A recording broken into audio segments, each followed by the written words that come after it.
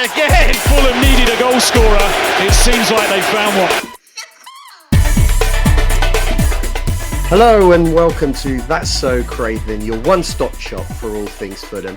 And this is our brand new Thursday night show, After Dark, streaming live on both X and YouTube.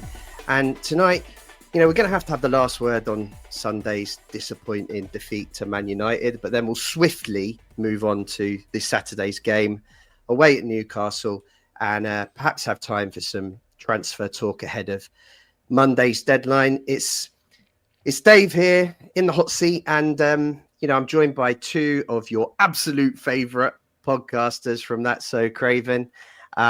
One of which, this lady, is one of the main reasons we're now doing Thursday night. The demand for Mary was just so strong, and we had to give the people what they want.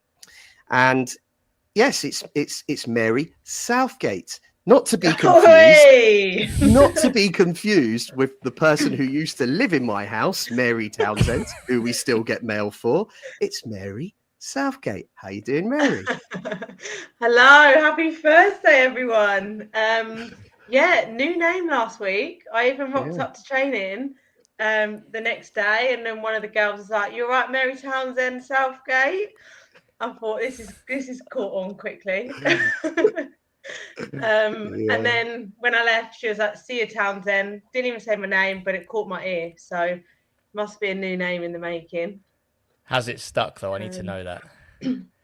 Well, this week I've not really heard it as much. We'll see. I'm disappointed. I know. We'll bring it back. We'll bring it back tonight. We'll bring it back. It's got to be done. And listen, there's worse nicknames. That's that's true.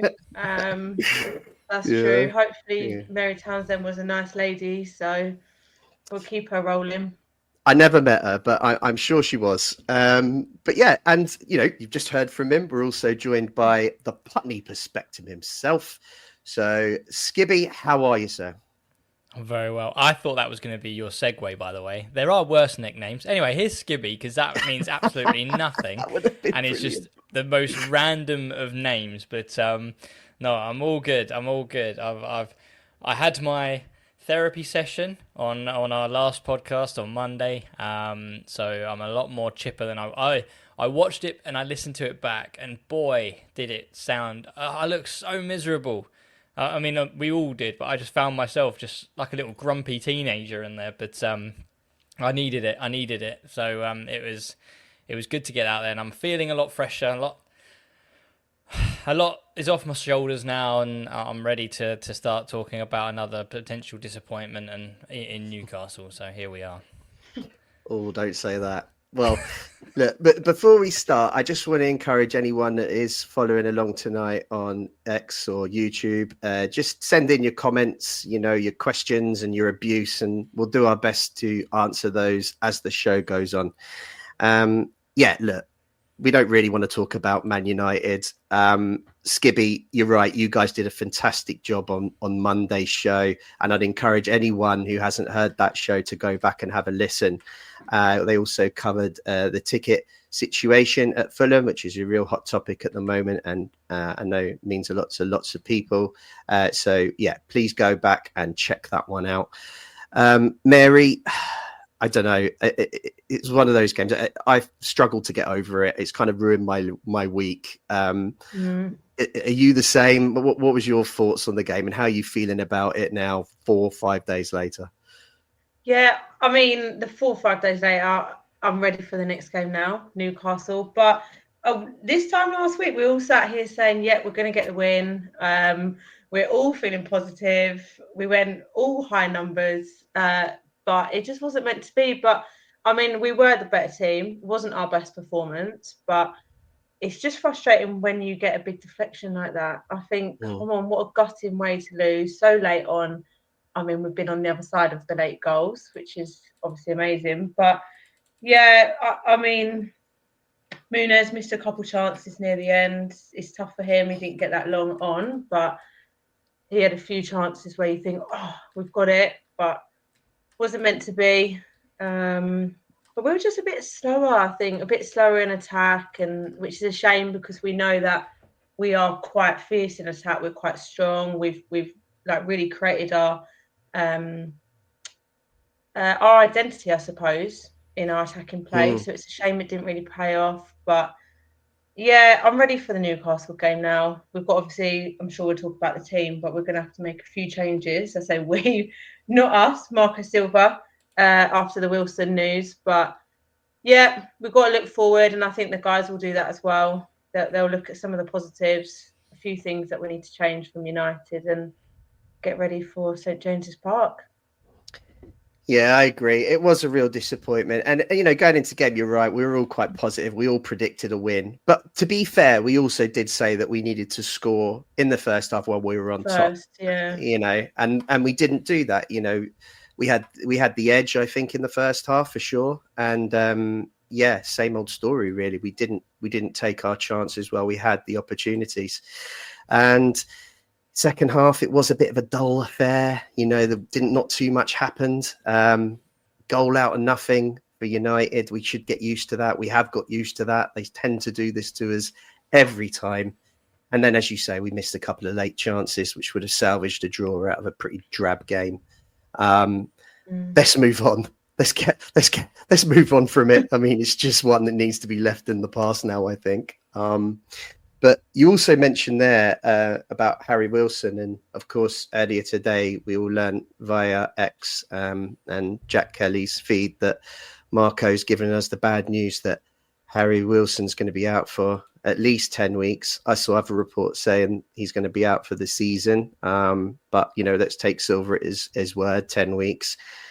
Skibby, how big a blow is that to Harry and also to Fulham?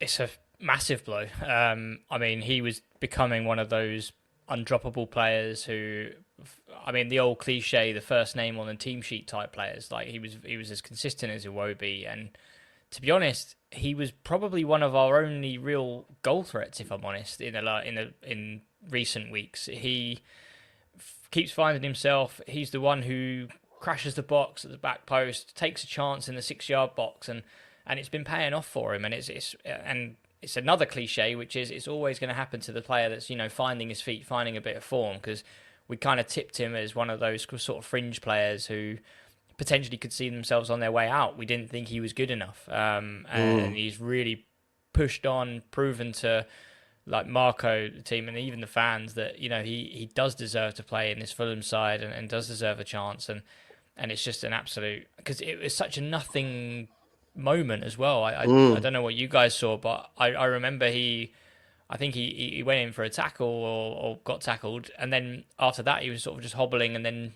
went down, and it just seemed like an absolute nothing moment where you thought, oh, he's just going to get a bit of treatment and carry on, and he was just so uncomfortable that you thought, okay, that's not right, and he couldn't walk off the pitch. And as we found out, as you say, it's the fractured metatarsal, but it's one of those things, isn't it? And it's just come at the worst time of the window as well. So we've got, like you said, we've got Monday to replace him.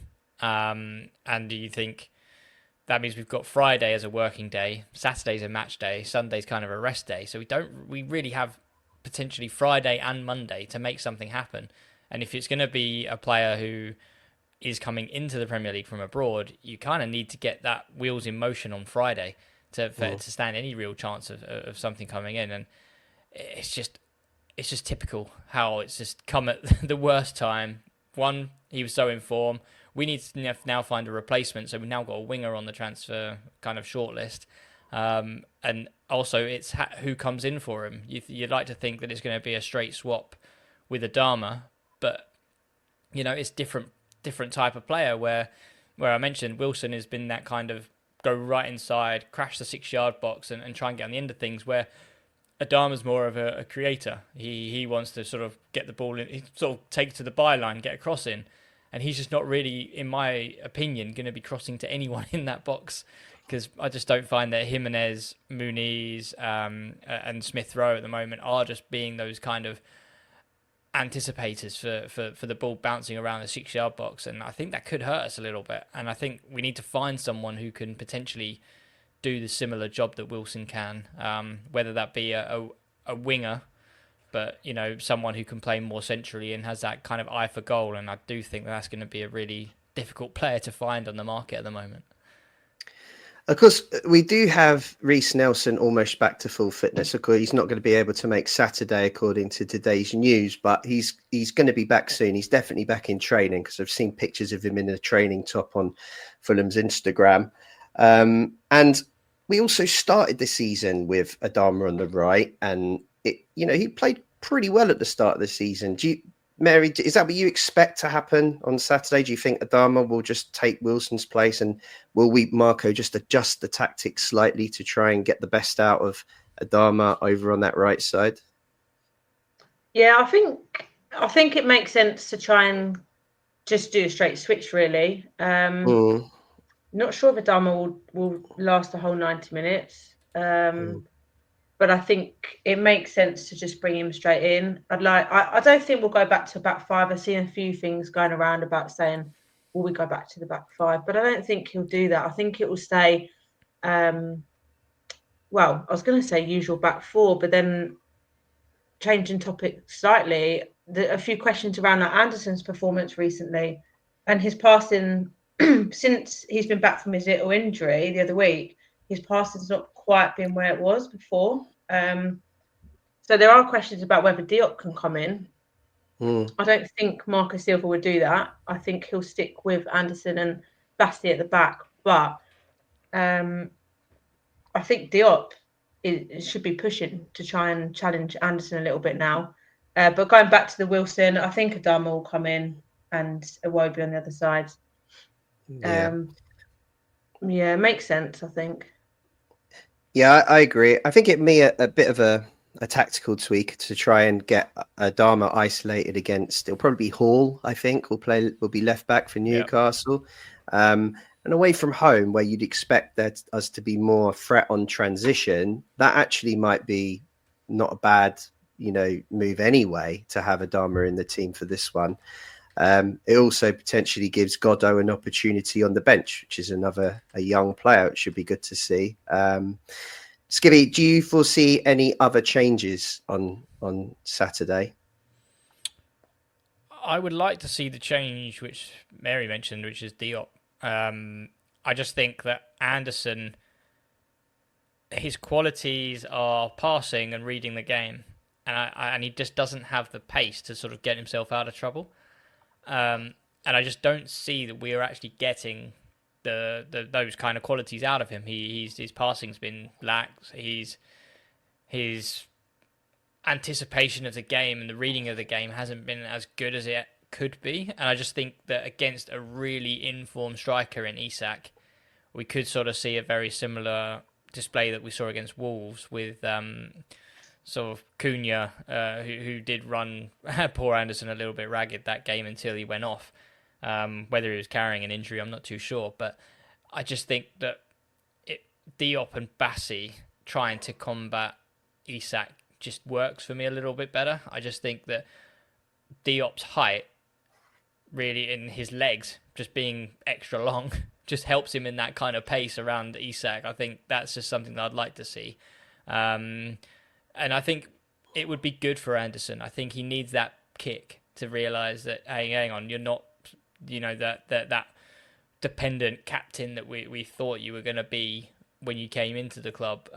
He probably just needs that reality check that, we have got players that are on the bench ready to take your place if you're not performing. So I'd like to see Anderson sort of take that hit and get that bit of kick that I think he needs. As for other changes, I think everything else will stay the same. I think the Lukic and Berger situation is fantastic. Smith Rowe again, he sort of had a bit more of a resurgence, not so much against Man United, but he had his moments. So I can't see, him dropping out unless we feel that we are going to be overrun. I mean, this Newcastle side, we beat them. Was it 3-1, 3-0? Yeah, 3-1. 3-1 at home. So it's not going to be the same game. They're a different beast now. I think they're on a really, really tidy run. I think Isak's on the verge of around 20 goals this season. And that centre mid, like Bruno Guimaraes, Tonali, they are really physical. They're really quick in the press. They don't let you breathe. And I just feel like we need to really shore that up. So potentially, it may not be a game that fits Smith Rowe, in my opinion. Potentially something that fits at Pereira, someone who can sit a bit deeper and kind of work to get the ball back. Because I don't think we're going to have a lot of the ball, if I'm honest. But Marco being Marco, I can see him keeping it the same. But I mean, if it was my team, I would probably take out Anderson and Smith Rowe for Pereira and Diop, but I can't see him making any other changes, any forced changes anyway. That's the only way that Marco changes up his teams is forced.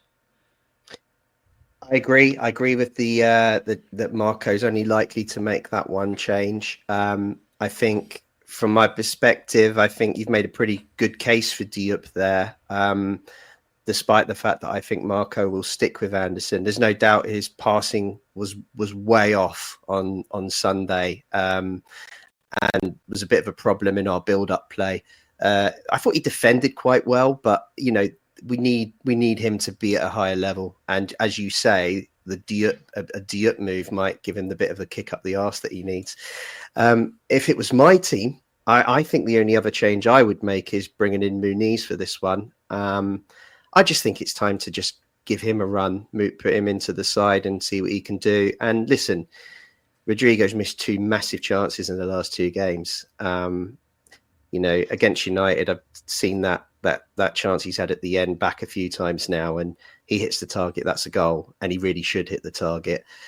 He just snatched at it. And then against Leicester, I don't know what happened there. I mean, that looked like a tap in at the back post, and he managed to put it wide. But what I will say is, strikers who are getting the chances, eventually that's a good sign. Eventually they'll start putting them away. So, and Raul, as great as Raul's been, it's nothing against Raul. I just think it'd be nice to freshen things up with Muniz's profile up front, and maybe he would be able to get on a few more crosses from Adama if Adama's going to be playing too. So that's the only change I would make for this one. But I think you're right. I think Newcastle have got some. I was just going to say, Muniz is a frustrating lad, isn't he? Yeah. He do you see the videos that he puts on like Instagram of him in training? He scores absolute belters. Yeah. He's chipping the keeper. We need to see them on a Saturday. And exactly, it's just like, where's that composure? Where is that tenacity? Like, just take some chances. He just seems to sort of snatch at every. I don't know whether it's like a stage fright thing. He gets in front of a crowd at the moment. And probably the pressure as well. I think it's different on a match day, isn't it? Just the pressure in that moment. I can't compare the two, I suppose. But at the same time, he's got it in him. Like, you can see why Marco's given him the number 9 shirt, because obviously it's all behind closed doors. We don't see this side of him. But bloody hell, when you see some of those chips and those goals, you think, oh, we've got like a R9 regen here. He's going to be setting the world alight. And then, come match day, you don't see anything like that. But I'd like him to be given a run of games, 2 or 3 games as a starter, and I think he'd start to deliver. I think his confidence would pick up, and he'd start putting them away. It wasn't quite this early last year, was it, that he started his purple patch? I think it was February. Oh, so it was I think you're right. He does need that run of games, like any player. I think the same with Smith Rowe. I think he needs a run of games to build his confidence. And as I actually do agree that I think Pereira has a case for coming in, but I think Smith Rowe needs the confidence as well. But it would be nice to see Muniz get it. But I think the one game here and there wouldn't do it for him. I think he needs that 2 or 3 to get himself going. But I can't see Marco doing that, to be honest. No, I can only live in hope. But look, if he doesn't play and Raul starts, every time I say that Muniz should be in and Raul should be out, Raul starts and scores. So, that's a good omen. So we'll keep with that then. Yeah, just keep with that. And I think Jimenez scored last time against Newcastle, actually, and Smith Rowe. Really tidy finish as well. That was the kind of like the swivel on the edge of the box, wasn't it? Yeah, so we'll go much the same, please. Yeah, he got a red card last time we played up there, so anything is better than that. What an absolute God. journey that was. That's right. You went to the game. Yeah, like I keep telling everyone, if it wasn't a 2-night bender that followed the game, then it would have been a complete waste of time. But there you go, I enjoyed myself nonetheless.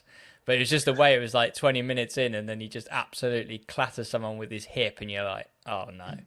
And then as soon as VAR got involved, you just knew what was coming. Not to mention you had to walk up those 3 flights of stairs. Have you guys done the away day? I've No, never not been to gone St that far. James's. It's one of the So only far. ones I haven't been to.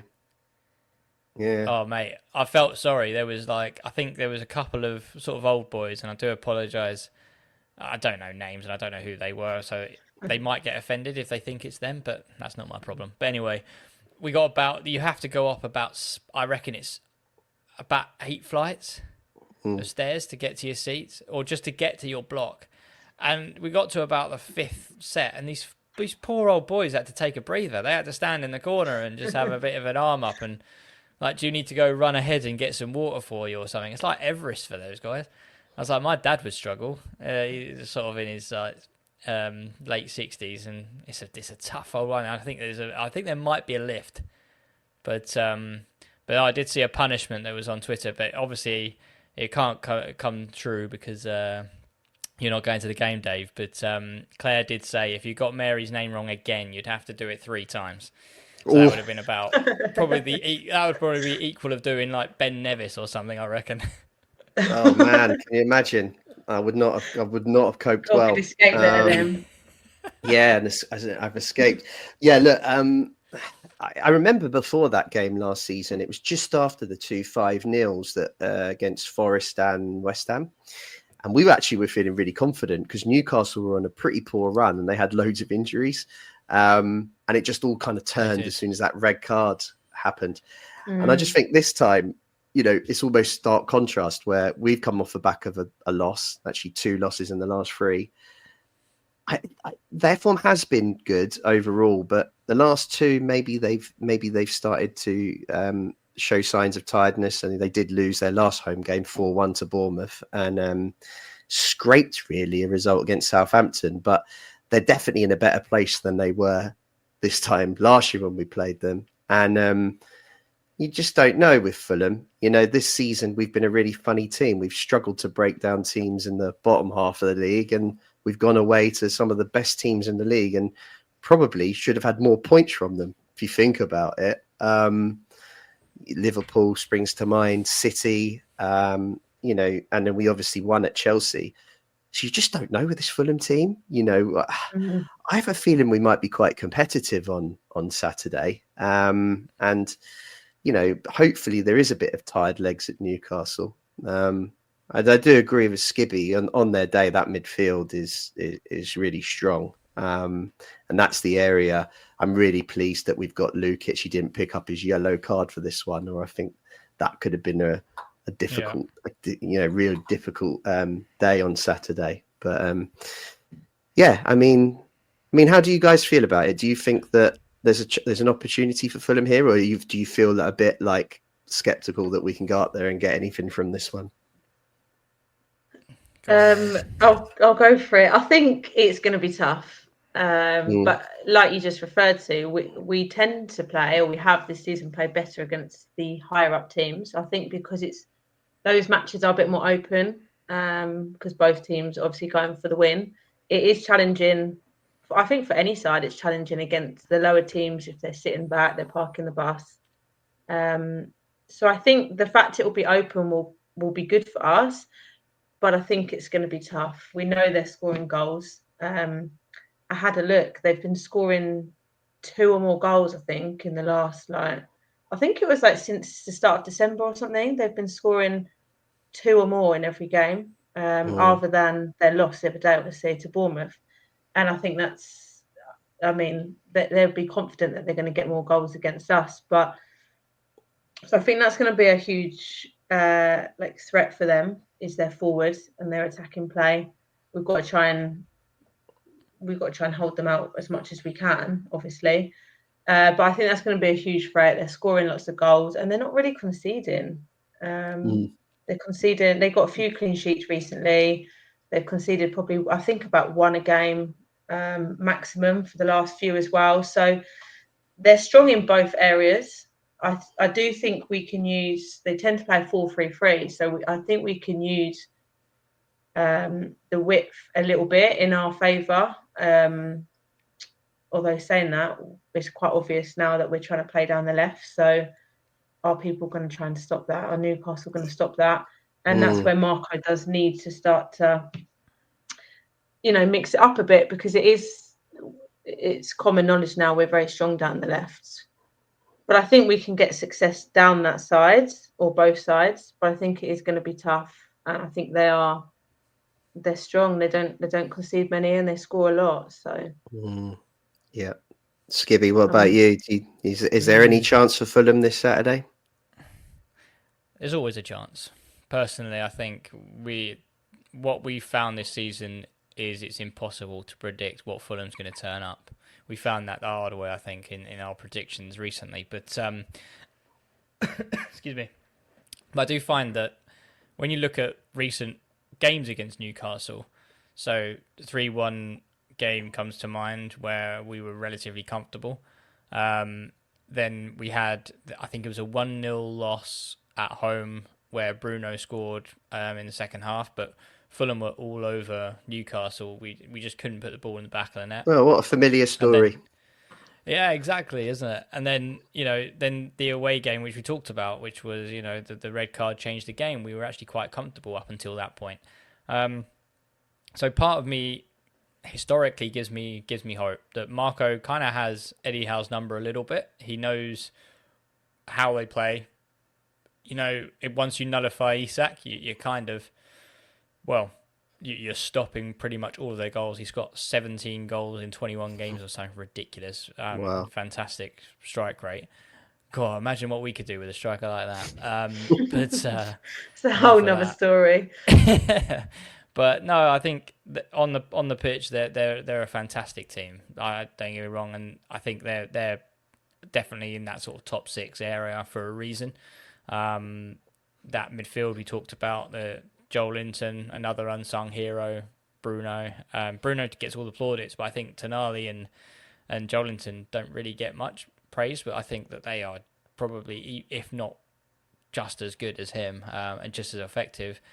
I think that what would be key for me is this is the game where we need to mix it up a little bit. Like Mary said, we keep forcing it down the left, and we're getting telegraphed now. We know exactly what's going to happen, how we're going to try and create chances. I would like to see, Smith Rowe or Pereira, whoever starts in that 10, to really stay more central and stay close as like a shadow striker. Get someone in, because we saw it against Man United. As soon as Raul or Muniz got the ball, he was crowded out straight away. There was no one taking any kind of attention from the other centre backs. So I think Botman and Byrne are the starting Newcastle centre backs at the moment. So it'd be nice to get someone in and around Muniz / the centre forward, whoever plays, and allows them a bit more space. Take up one of the defenders. Take their attention away from the centre forward and allow them to be in more sort of one-on-one situations. And, whenever they're sort of battling for the ball, whether it be sort of Byrne or Botman, it normally falls roughly in a 10-yard radius, right? And if there's no one there to pick that ball up, nothing happens. And that's something I saw a lot against Man United. The ball just would bounce off of Raul, or it would bounce off Muniz, and then, De Ligt was there to mop up whoever. And they're just a bit toothless. And I'd like us to be braver.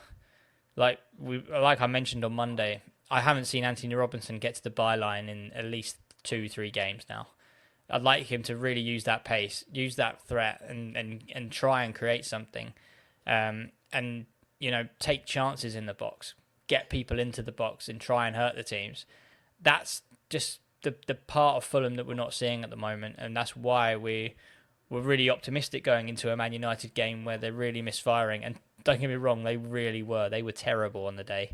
But we were just worse somehow at creating. And I think that's how I can see it going. If we're brave, if we are up for the fight and we get people in and around the centre forward, then we can start seeing some results. But if we play exactly how we played against Man United, where we just telegraph all the way down the left. They can shut up shop, stop us on that right hand side or their right hand side, and then they'll just catch us on the break. And when you've got the equality of, they had Diallo and Garnacho. Diallo was okay. Garnacho was pretty much invisible. But when you've got Gordon, who's playing really well, and Murphy on the wing, with Isak, who we just mentioned is absolutely on fire at the moment, they can really hurt us. So it's going to be a tough one to call. But I do think that if we're brave, we can come away with 3 points, well, a draw at least. But it's down to the players to really step up and sharpen up. Yeah, I think Mary's got a great point with we are very predictable, but I think that's predominantly when we're trying to break teams down who are trying to keep us out, and at home, I think we've become very predictable, especially trying to play the ball down the left, as you said, and, plan B is just the right, nothing really comes through the middle.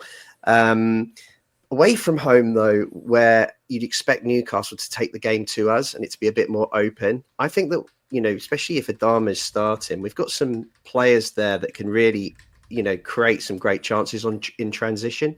So I don't think we'll change too much in how we approach the game. I just think that we're in transition. We can take advantage of those gaps that we don't find when we're at home. So Adama's great at carrying the ball forward in those types of games. Iwobi's great in a game where you're counter-attacking because he just doesn't really lose the ball, and you give him a bit of space, he's going to pick the right pass. And Robinson in those games can fly forward on the overlap. And I think we've played pretty well against some of the big clubs away from home this season, making the most of those players' assets. So look, I think that we'll compete on Saturday, and I think we will create chances. The worry for me is just, can we keep them out? Are we solid enough at the back to keep them out? And we will need to be at our best. It gave me encouragement. Now I thought Bassi did look kind of back to his best on Sunday. He was probably our best player, I thought. So whether it's Diop or Anderson, they need to meet that level. And I think it'll be a particularly important game for the fullbacks too. We really need Timmy Castagna's match sharpness to kind of step up a gear, and we need him back to where he was last year, because as you said, Anthony Gordon, that's some test. And I think he's been scoring Anthony Gordon gets quite a few assists, I think, as well. So we do need to try and stop him. And Isak, like you said, is on 17 goals. I think he's third top goal scorer or something in the Prem this year. So we've just got to I'd be putting Bassi on him straight off, or whoever it is. I do think Diop should come in. I don't think he will, but someone they need to be ready. They need to track him. They need to be strong. Just don't give him any time. Yeah. But I think it'll be tough, and they've got to concentrate. Like there will be no second to switch off. No. And what makes things even tougher on Saturday is that our favourite referee, Chris Kavanagh, has been appointed to officiate. So if it wasn't hard enough, it's potentially been made a little bit harder. He's just one of he's definitely my most hated referee. And, it's not just because of the whole situation at Old Trafford, where the game, he kind of lost control of the game, but he just, whenever I see him referee, he just tries to make it all about himself. He just wants all the attention. He wants to get involved. And it's just going to be such a contrast to what we saw on Sunday, I think, where I thought the referee did a fairly decent job. I mean, you can look at maybe the Martinez tackle that they missed and whatnot, but I thought he let the game flow, and you didn't really notice him. That's the kind of ref that I like. That's what you need. Yeah. Whereas Kavanagh is, he will just get involved in everything. Yeah. Everything just doesn't breathe. And was it against Arsenal where the Arsenal players were just unbookable? For some reason, he'd stop the game and give fouls, but my word, he just did not want to brandish a yellow card at all. And then, Lukic would just make one mistimed tackle and it was like, yeah, yellow, straight off. Didn't even think twice about it. And I mean, that's the thing. As soon as you perform like that, obviously with the history at Old Trafford, we're going to start feeling there's an agenda here because it just didn't make any sense. And it just, I think for me, what always lingers is the referee report where it said that when he thought Mitrovic was going to hit him, and then he said, "I feared for my life." Feared for your life on a football pitch? Like, stop being dramatic.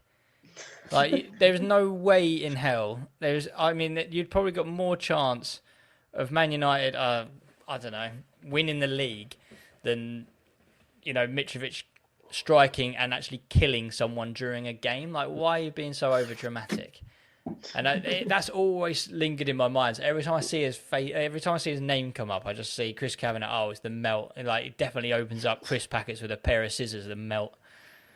But yeah, can't stand him. Do people do that? Open them with scissors? Surely not. Chris Kavanagh does. Prove it. Now I hate him even more. more. Lawsuit in the post now. No, he definitely does that. He definitely does that. Yeah. So look, that's an extra complication, but look, so should we have a sweep then? Who's going to get sent off? Well, yeah, it's got to be Sasa, doesn't it? If it's going to be anyone, it's got to be Lukic. He hates Serbians. Yeah, so. Yeah, it's got to be. True. Yeah, it'd be interesting. I actually think, I think if Lukic does pick up his 10th yellow card on Saturday, I think one of the games will be for his suspension because you get a 2-game ban, right? But I think one of them he can use against Wigan in the cup. I think which so. I think would be, it counts as domestic. Yeah. Yeah, so it's actually not a bad time for him to get booked because after then not even play anyway.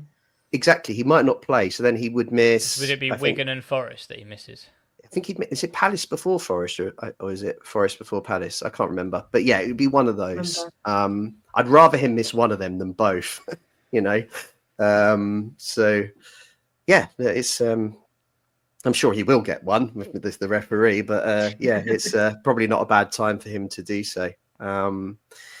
Okay, so I'm going to push you both for a prediction. On our first show we didn't do too well, so I think we'll be a bit more careful on this one. Think carefully on this one. Yeah, that's right. So Skibby, go on then. You first. What's going to be the score on Saturday?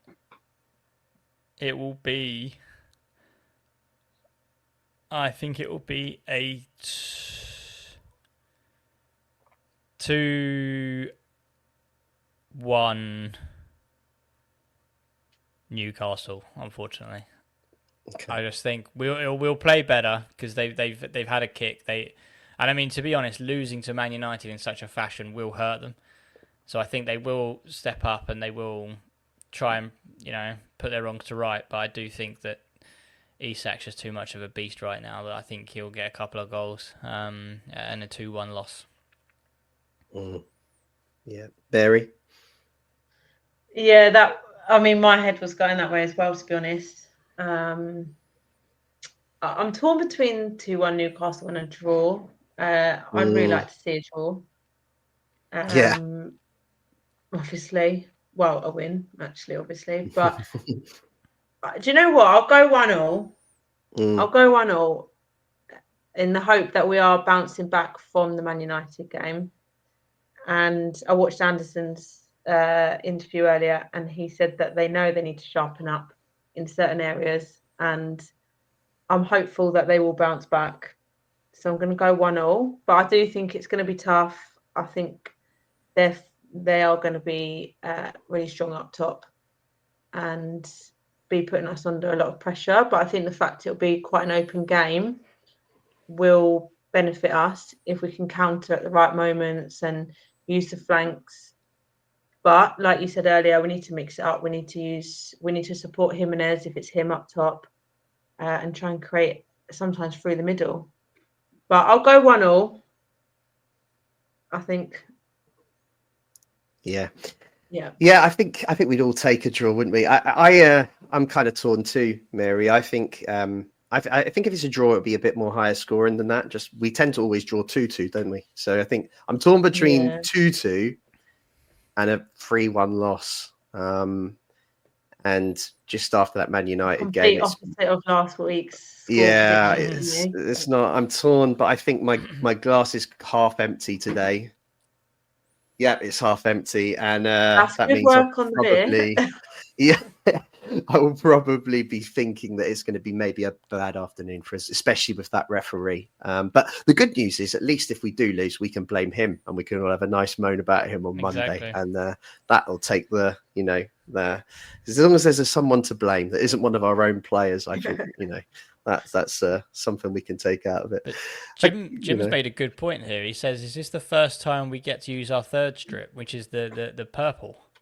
Oh, so that's a good point, because I guess because red and black stripe, I guess we can't use because it's black and white for Newcastle. So I imagine this is the game that we bring it in for, isn't it? So if we do lose, we just say the purple kit's shit and we didn't blame like the it kit. anyway. Yeah, I know loads of people that blame kits. All my Arsenal mates blamed that flushed out Arsenal white kit when they lost in the FA Cup. So yeah, we just join that bandwagon and just say, yeah, kit was naff.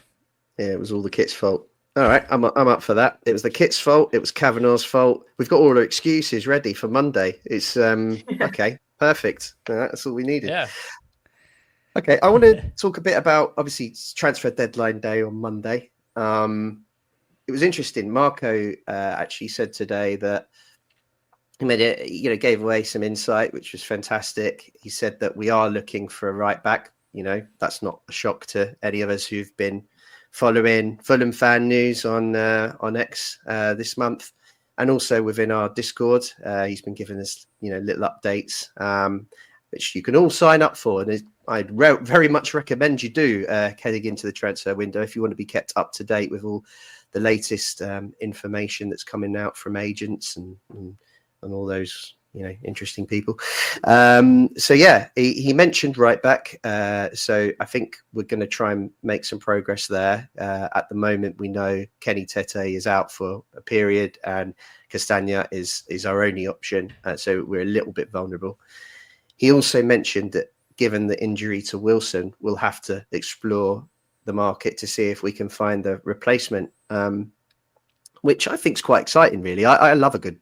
When we recruit a winger, wingers, if you get that right, get someone in who can add goals and, and bring a bit of excitement to our attack. I think that could potentially be quite exciting. He did rule out a striker. He said that, you can't get value in the market, to words to Only those if effects. one came up, though. But it'd be If one interesting. came You up. never know. You never know. No, for sure. You may see some movement now, because obviously the Arsenal chappie John Duran's decided to up sticks and go to Saudi. So yeah, so I mean, you may see some movement in the striker market where certain more than one striker, for example, may make themselves available to Villa, upsetting their club, and then they might I think a prime example of this was Victor Osimhen for Napoli. Sort of was playing silly buggers, trying to get a move in the summer, and then all of his moves fell flat, and he ended up going to Turkey on loan. So you never know that a certain Jonathan David or something like that might come up and make himself available for Villa, upsetting everyone in the process. Then Villa change targets, and then suddenly he needs an out, and then suddenly someone who wasn't available on Thursday is now available on Friday. It changes so drastically. So I'm not categorically saying that a striker's definitely not happening this window. Unlikely, yes, but stranger things have happened. And John Duran to Saudi is definitely one of them. 21 years old, and you sold your soul for Saudi. Fair play. That's what you want. Yeah, that was a bit crazy. But look, I think you're right, actually. You can't really rule anything out on deadline day. And we've had some exciting deadline days over the years. We tend to get linked with lots of interesting players. And I think this Monday will be no different. So you're right. Anything could happen. And I hope we do manage to bring in what we need and give us all a bit of a buzz and give the team, a little bit of a push towards the end of the window. I've seen a few names linked. I mean, Jim in the comments has just asked, do we think we can get Van Uyck from I don't know if I'm pronouncing that correct. It's just I just thought I'd have a stab at it. Van Uyck, from Coventry. We've been linked with him a lot. It sounds like it could be an expensive deal to do, but you've got a friend that's a Coventry fan, Skibby. I mean, he talks highly of him, doesn't he? Very highly. Said that he's very much the rough Jedi. If you remember when we first got Jedi from Wigan, he was all pace, defensive mistakes, but his pace got him out of trouble. And then, he's now pushed on and working under Marco has now added that kind of final ball phase. And I think that's probably where he will see Fulham as a potential positive in seeing how somebody in a very similar career move at the same age that Jedi did. The grumblings out of Coventry and from his agent is that he isn't too thrilled about being an understudy. So obviously, in his eyes, that we're in the market for a right back until Tete comes back. And then when Tete's back, we've got Tete, Castagna and himself. He doesn't really see that as an option right now. And also that he wants to stick it out with Coventry. So Coventry until the end of the season, because I don't know if you've seen, but a certain Fat Lampard is doing quite a good job there. I think he's won 4 on the bounce. And the Cov boys are all starting to dream again, sort of on the cusp of playoffs. So for him, I think he wants to stick it out. And if it was, you're going to be the starting right back, no questions asked, I think he would have joined us last week. But the fact that there's so many unknowns around it, I think he's just not too sure, which I kind of get, and I do understand that. But I do think that in order to get a decent right back in, we need to be straight up and clarify exactly where Tete stands. He's coming to the end of his contract. Is Castagna staying past the summer?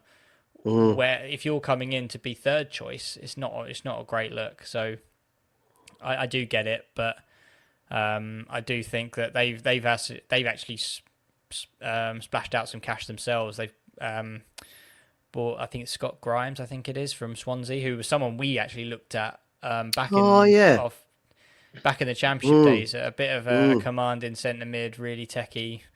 I think he was Swansea captain, and he's now shifted to go to Coventry. So it's probably a good time for him to stick around. But like I said, things can change. At the moment, it seems unlikely that he's going to come, but from what I've heard and from the grumblings on the Discord, so we'll see. We'll watch this space. The only other grumblings I've heard on the Discord around is it Ainsley Maitland-Niles is a potential, and also I think the other one was who we link with every window is the guy at Fenerbahce. Is it Osai Samuel? Is it? I think. Yeah, Osai Samuel. Yeah. Mary, have you heard any? I mean, what do you think that's an area we need to address? It is complicated, as Skibby just said. Given that we do have 2 first teamers, albeit one is injured and out of contract in the summer. Yeah, and I think, and we don't know. Like Wilson's obviously it's saying 10 weeks. Yeah, could be longer. So maybe we do need. We definitely need something down the right hand side. But like Skibby said, it's difficult if players know that when Tete's back, Tete is probably coming in. But I mean, it will take time for Tete to get back up to match speed. I think we've seen that with a few that have come back from injury.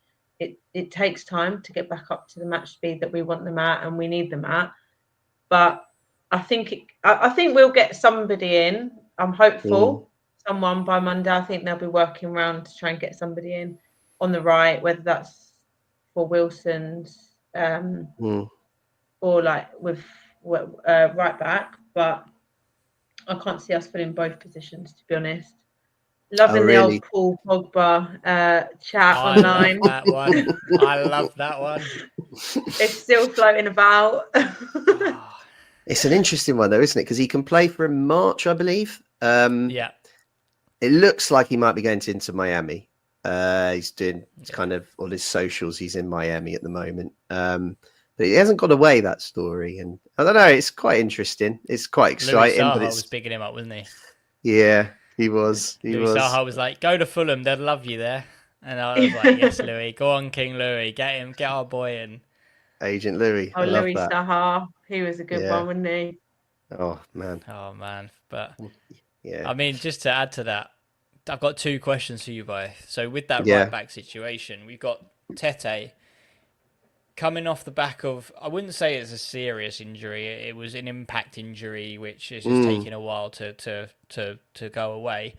But obviously, he's turning 30 in October, I believe.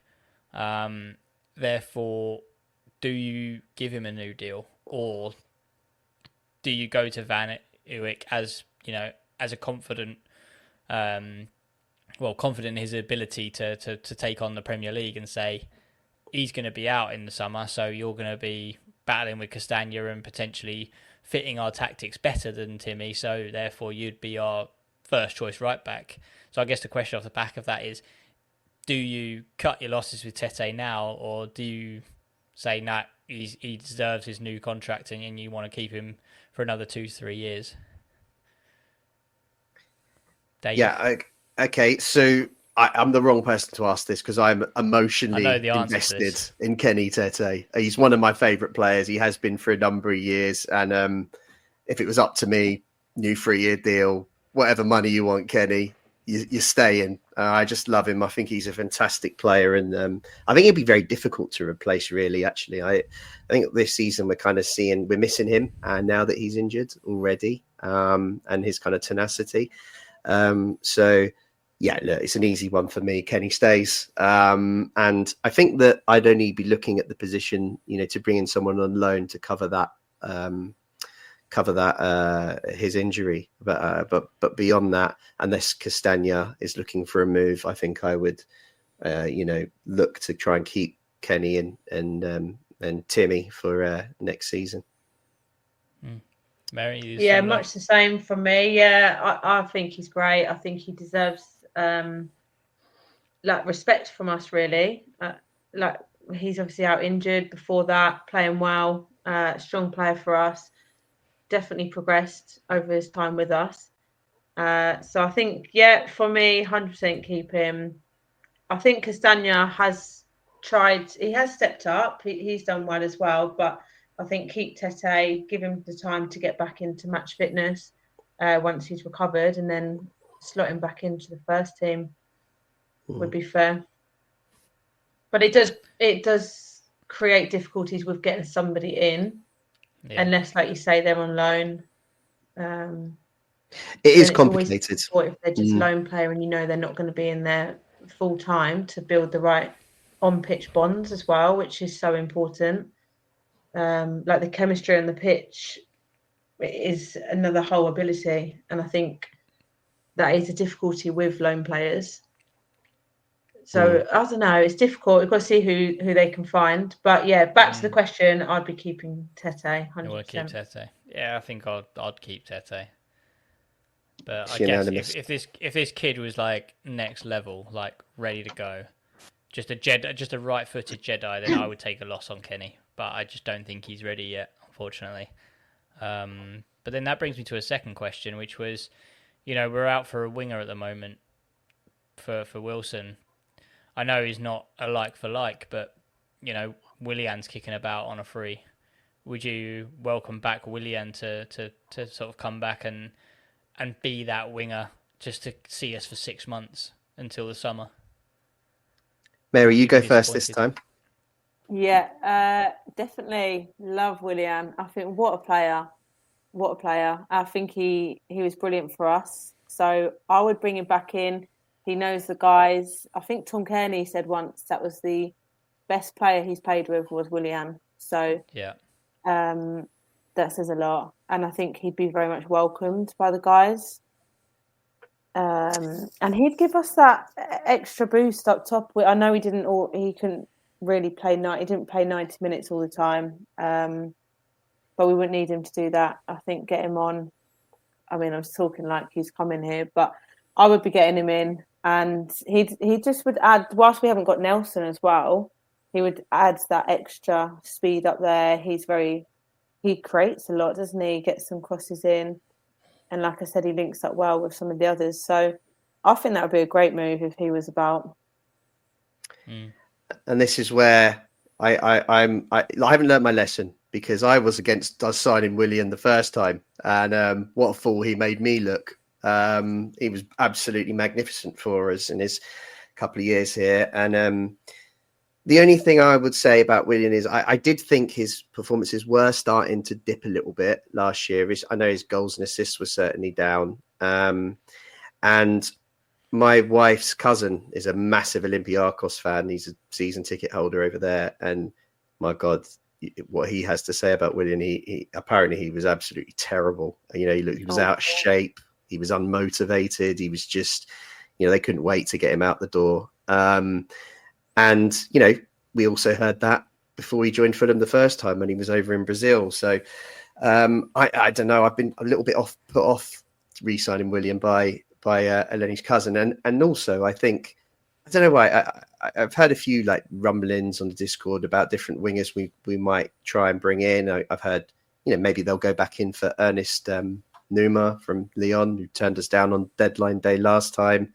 Maybe they'll try and get in that I think it's Chukwueze, is it, from Milan? I think I heard today. Yeah. There's one to keep an eye on. Nigerian.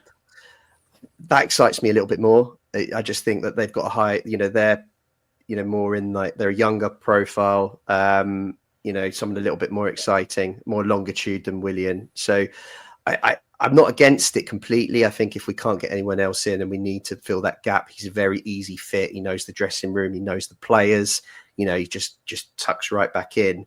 I'm a little bit worried about what William will come back. I've got this do you remember when Dempsey came back on loan? Oh, yeah. Mm. And we were all kind of like, oh my God, he's coming. He was terrible. Absolutely awful. And that's my worry. So, I hear all the reasons why, but I've just got a few little doubts about whether it would be the right move. I think your point was good. Is good as well about it wouldn't be long term. So, or how long would he last with us? So, is it worth that? Investing in building him in again when actually it's not going to be a long term project. Yeah. But it could be a short term fit if he came back. I mean, it'll probably be a last case scenario, I think. And if we can't find anyone and we just need that short term cover for Wilson, it just seems like a no brainer. But like you say, Ernest Nuama, or however you say his name, I think because he's at Lyon, we could potentially cut corners here and do a double deal to try and get Maitland-Niles and Nuama in one kind of sitting, and then you've kind of filled in your right back end, your winger spot, without having to really. But he let us down on the transfer deadline day last year, so it's almost a double-edged sword, really. It's like you put all your trust, all your eggs in one basket again, and then he starts having a meltdown during his medical. But I think for me, I wouldn't be unhappy if Willian came back, just for 6 months. I think just a little stopgap, and then it's a primary position whether we, get Wilson back or find someone in the summer, which it's like Fulham Fan News new catchphrase is that the winter transfer window is a really hard window. So do we just stopgap over the winter and to bring someone in the summer and have a more chance of finding someone who kind of meets the profile and is probably like a higher caliber than what's on offer at the moment? But it's all a bit of a guessing game at the moment. But Willian is in London, and I believe there was three Premier League teams are chatting to him. But his last post was in London, and the road sign behind him he was near Hammersmith. So could that be a sign? Could be. It was a sign. It was quite literally a sign. Yeah, it was a road sign. Yeah. It was a sign. One thing's for sure. I mean, there's going to be no end of rumours coming into Monday, so it's going to be exciting. And also a bit frustrating, especially if we don't end up bringing anyone in. But we'll be doing a show on Monday. The Berenze family, they'll be back and doing the Monday show, no doubt. And I think, they'll be probably able to tell you at that point who we're linked with and who's likely to come in. So that's one to look out for. And as we've just all mentioned, Fulham Fan News very active in our Discord. And if you want a link to that Discord, it's all going to be within the pod description, along with links to all our other social media and website and everything like that That's So Craven offer. So please check that all out. I think we've done a pretty good job in the second After Dark. I've really enjoyed it, and I'd just like to thank you both for joining, and thank everyone else for watching. So Skibby, thanks for letting me take the reins tonight. No, it's all good. You've done a fantastic job. So it's been a great chat with you, Dave and Mary. Always, I do like these kind of sit downs though. It's nice to not keep an eye on work things, because it's normally during a lunch hour or something. Just be like, am I being collared into a meeting or something? So no, it's nice, a bit more relaxed, which is nice. But no, it's been enjoyable. And thanks, Mary. Yeah, I've enjoyed it. And second one in After Dark. Many more to come. But yeah, it's been enjoyable. I think we've been a bit more level-headed this week about the score predictions. So we'll see how they go. But in fact, I'm interested to see what the score predictions are each week from people that are watching, because I know we've got a few people in the chat. So it's a great idea to get them a bit involved. While we're wrapping up predictions. Then. Yeah, but I'm looking forward to the game. I think it will be exciting. Hopefully, we'll get some points on the scoreboard and stay in that top half. We're dropping down a little bit. Look, Mary, I love that idea, by the way. I think from next week we're going to get everyone that's watching to put their score forward, and we'll try and keep a bit of a league table and see who's got the best foresight. Yeah, that's Jim says we're going to lose, so and we were all worried about that, Jim, and I think but the way Fulham have played away from home, as we said this year, against the top sides, should give us some hope. And we're a very competitive side. So nothing more really to do than just to thank everyone for joining, for engaging with the podcast. And as I say, the Berenze family will be back on Monday. So let's look forward to another good Fulham away performance on Saturday. And Mary, if you can just see us out with one of your famous "Come on, you Whites," that'd be really great. Whites.